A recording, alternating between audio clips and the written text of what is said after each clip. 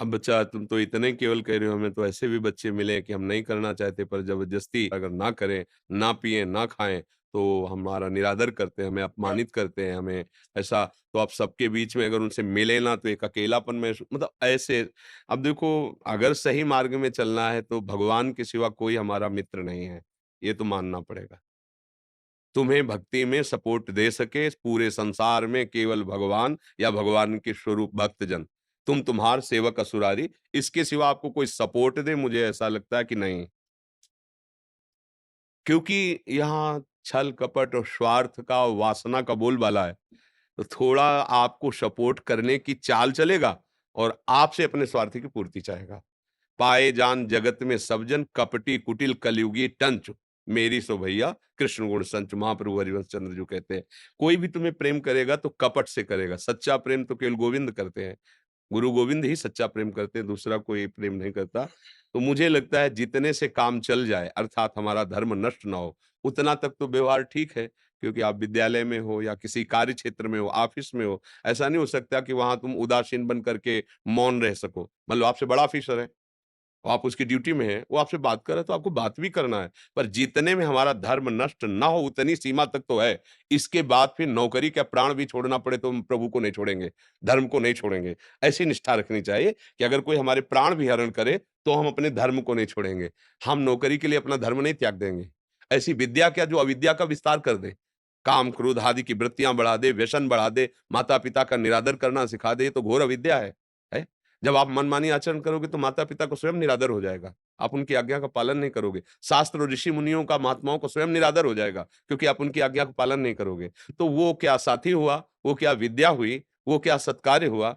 इसलिए बहुत विवेक की आवश्यकता है। अब ये गलतियाँ तो ऐसी हो रही हैं, जब हम नए-नए बच्चे जैसे मिलते हैं ना, फिर अपनी हालत जब बताते हैं तो जी घबरा जाता है कि हमें तो ऐसा लगता है हर विद्यालय में जहाँ भी जितने 10 मिनट चाहे भले हो, महापुरुषों के वचन सुनाने चाहिए। अगर आप उनको टेलीविज़न पे ना दिखा सकें, तो कोई ग्रंथ ले लो, उसको 10 मिनट सुनाओ, तो बच्चों के अंदर भागवतिक संस्कार बने। समझें, केवल पशुता का संस्कार बढ़ता चला जा रहा है। पशुता का मतलब होता है, अपनी इंद्रियों को विषयों में केवल संयोगित करके सुख की लालसा रखना, बस इतना ही सुख रहे। हमारी हर इंद्री की चाह पूर्ति, मना कष्टान इंद्रियाणि प्रकृतिस्थान, ये पशुता है। हमारा जीवन इसलिए नहीं मिला, इतने के लिए नहीं मिला। सच्ची कहते हैं, बात पर विश्वास कर लो। भगवान के चरणों का आश्रय लेकर नाम जपने से और सारे कर्तव्य कर्म करते रहो, जो आनंद मिलेगा, वो आनंद ब्रह्मा को भी नहीं है, ब्रह्म पद में, परमेष्ठी पद में। आज ही सत्संग में था कि वो वृंदावन वासी को, श्यामा श्याम के उपासी को ब्रह्मा जी भक्तिपूर्ण नमन करते हैं, उसको प्रणाम करते हैं। आप समझो परमेष्ठी पद ब्रह्मा पद है। ब्रह्मादिक के भोग सब विषम लागत ताई, नारायण ब्रजचंद की लगन लगी है जाए। नारायण स्वामी कहते हैं कि श्री कृष्ण अनुराग में उन्मत्तता पाने के लिए साधक चल रहा है, तो उसके अंदर ऐसी क्षमता आ गई कि ब्रह्मादिक के भोग विष के समान लगते हैं। आज हमारी दुर्दशा हो रही है, हमारे समाज की, हमारी जो नवीन पीढ़ी है, छोटे छोटे बच्चे गलत आचरणों में उतर रहे हैं। मदिरा पान आदि उसको कोई दोष ही नहीं मान रहे, मनोरंजन समझ रहे हैं। व्यसन और भी नशा, ड्रग्स है, और धुआं वाला वो क्या चिलम विलम, ये सब गांजा, ये सब ऐसे गंदी आदतें स्कूल में बच्चों की पढ़ रहे हैं। अब बोलो क्या इनकी जिंदगी होगी। मुझे लगता है नवीन बच्चों को बहुत सावधानी से शिक्षा देनी चाहिए, जिससे वो अपने जीवन को संभाल सके। व्यसनी हो गया तो क्या, व्यभिचारी हो गया तो क्या जीवन रहेगा, अभी तो बच्चा है वो, अभी से हालत उसकी खराब हो गई। इसलिए आप सब बच्चों से, भाई बहनों से प्रार्थना है, अपने आप को बचाओ और दूसरों का ऐसा संग करो जो तुम्हारे सतमार्ग में लाभदायक हो, अन्यथा फिर भगवान के सिवा कोई सहारा नहीं। उन्हीं का आश्रय लो और पढ़ाई पढ़ो और एकांतवास करो अपने माता-पिता की संरक्षण में, जहाँ सुरक्षित। आज का समय नहीं रह गया। जो ज़्यादा गलती बढ़ रही है ना, गंदी बातें बढ़ रही है ना, उसका स्वतंत्रता ही दोषी है। हम समझ रहे हैं कि हम माता-पिता, गुरुजनों की आज्ञा का उल्लंघन करके मनमानी स्वतंत्रता में आनंद ले लेंगे। नहीं, ये गुलामी है, मन की गुलामी है, इंद्रियों की गुलामी। जो गुरुजनों की आज्ञा में परतंत्र रहता है, उस माया से वो स्वतंत्र हो जाता है। अभय होए जो तुम्हें डेराए।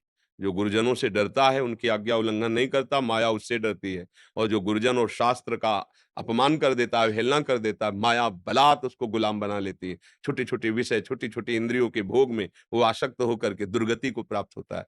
इसलिए बच्चों सावधान, ये जो चला है हम बार-बार कहते हैं गर्लफ्रेंड, बॉयफ्रेंड, ये आज तक हमारी समझ में नहीं आया। हमारी समझ में तो नहीं आया। क्या वो दोस्त जो हमें पतित होना सिखाए? क्या वो दोस्त जो हमारे साथ जीवन में खिलवाड़ कर दे?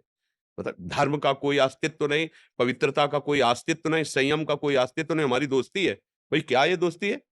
और इसी का दुरुपयोग होता है। इसी का दुरुपयोग होता है कि छल करके एक दोस्त दूसरे की हत्या कर देता है, एक दोस्त दूसरे का पतन कर देता है। मुझे लगता है ये दोस्ती नहीं है, ये कलयुग की चाल है। बहुत संभल कर के बच्चों और बच्चियों को रहना चाहिए और हमारी बात समझ में आए तो आवे, नहीं तो राधे-राधे तो है ही।